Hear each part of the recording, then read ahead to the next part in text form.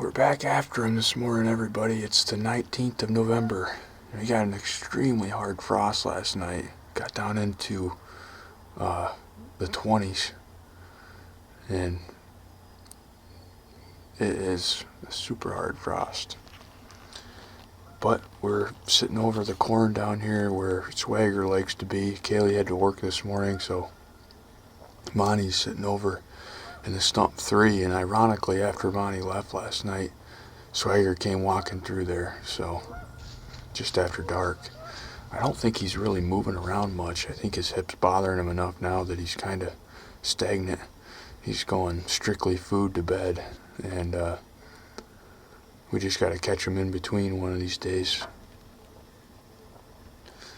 We'll sit tight and see what happens this morning.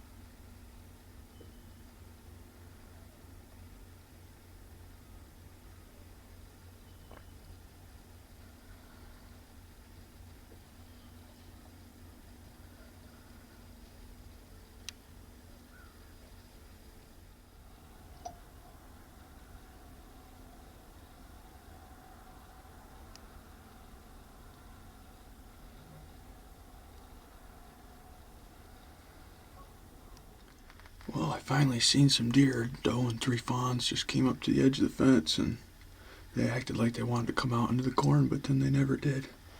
Unless they're going around to the fence opening and then they're going to come through. But finally, he might be starting to move. Monty said he's starting to see some deer over in the stump 3 as well, so that's good news.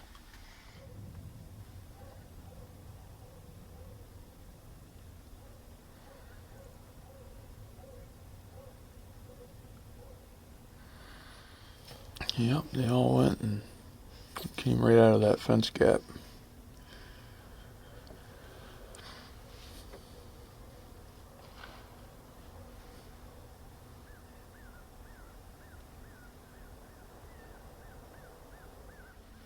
Oh, that big doe keeps looking hard into the woods over there, so I think there's something going on. She can hear or see something in there.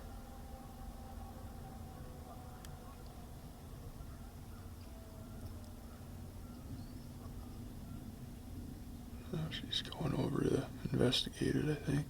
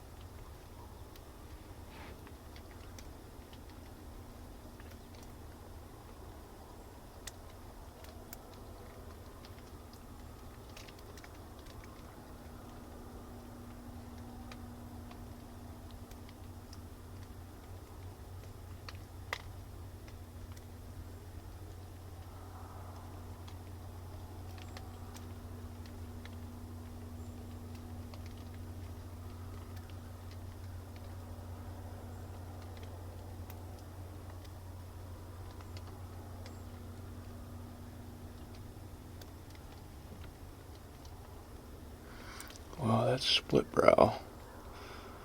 That's a 3.5-year-old buck.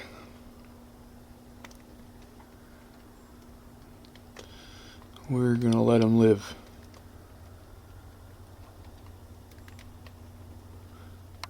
I ought to shoot one of his antlers off. We got to grunt at him. He's a really aggressive deer. I think he'll come right over if we grunt at him.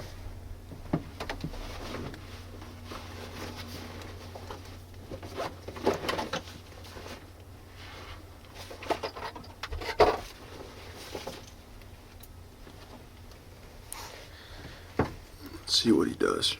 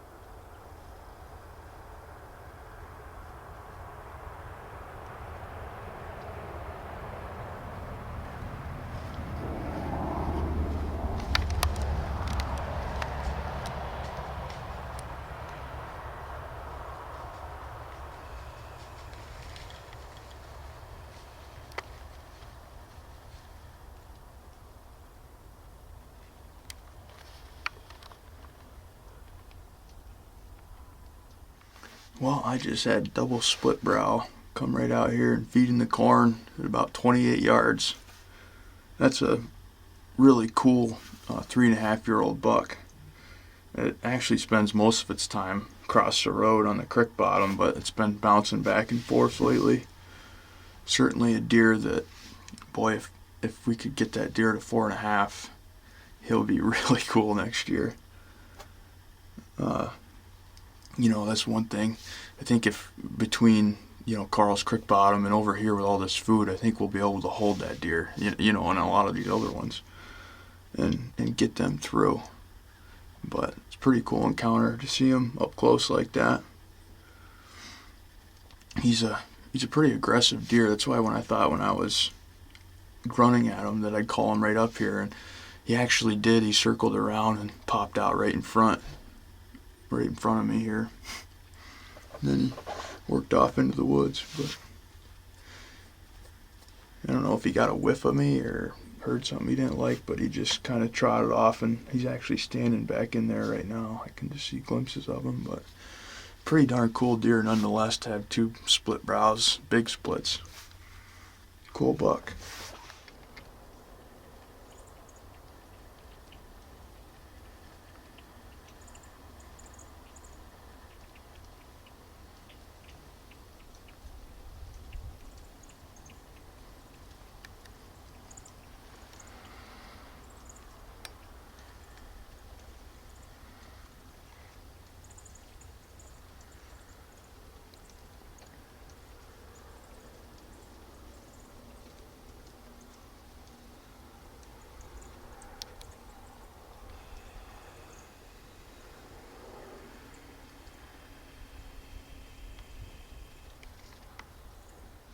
Well, I'm going to head out and go get breakfast. Just had a little fawn step out in the corner.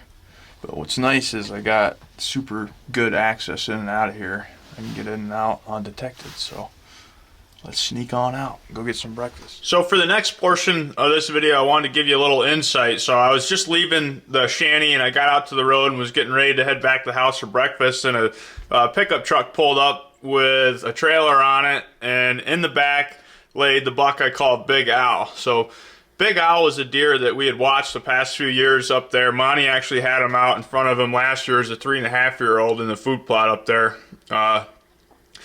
And this year, I didn't have much, he didn't spend much time on our property. I had him late September, early October, I think October 7th or something. I had him up there in alfalfa when, you know, the feed was really good. He was spending some time up there, but what ended up happening is they ended up spreading crap on all that new seeding up there. All the deer pretty much left because obviously they weren't eating it anymore. So I wasn't ever really able to get a good pin on that deer for Kaylee to hunt. Obviously I was tagged out with HLB, and I wasn't seeing Big Al anywhere up there.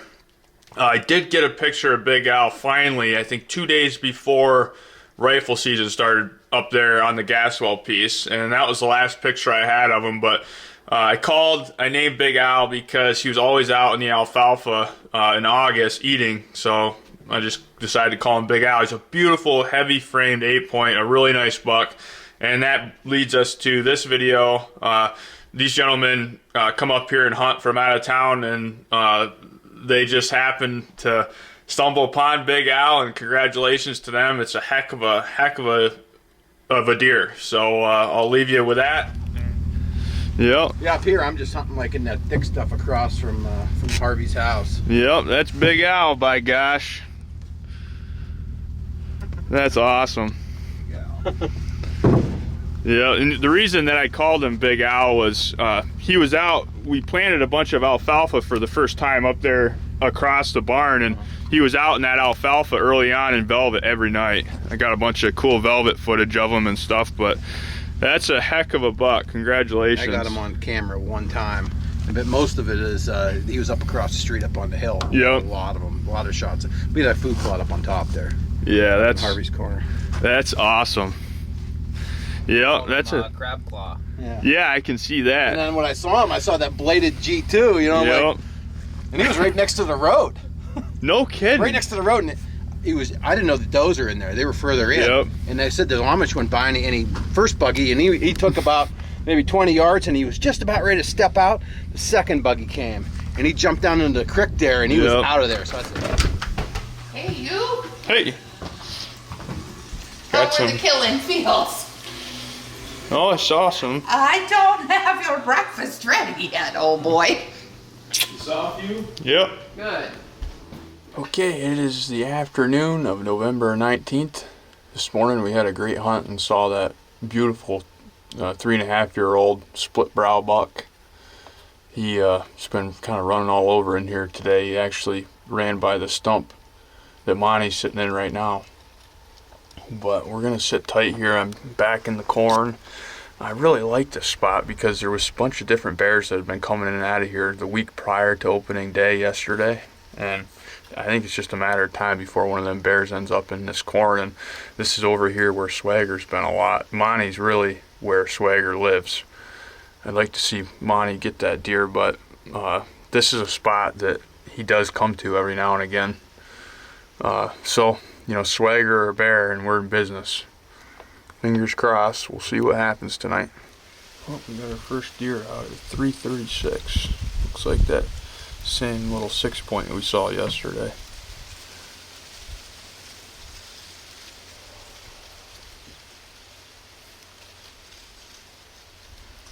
So that's a good start.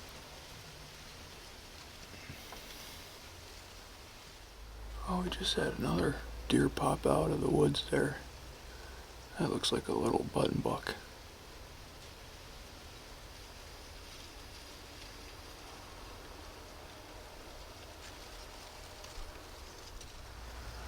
Another deer just came out in the back. Looks like another fawn.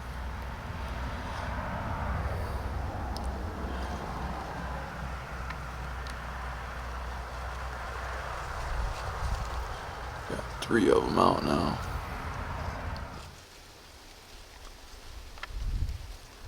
Oh, just had another buck come out. Looks like a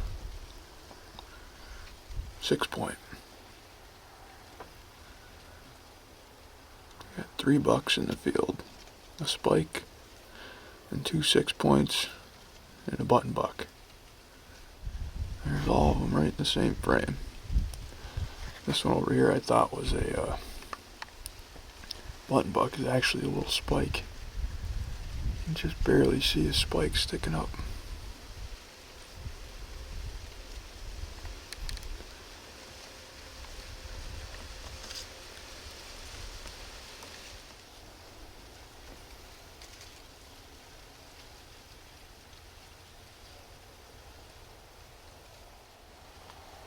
Looks like another spike over to our left.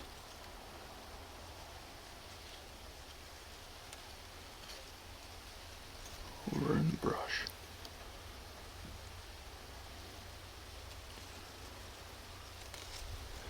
So that's 4 different bucks now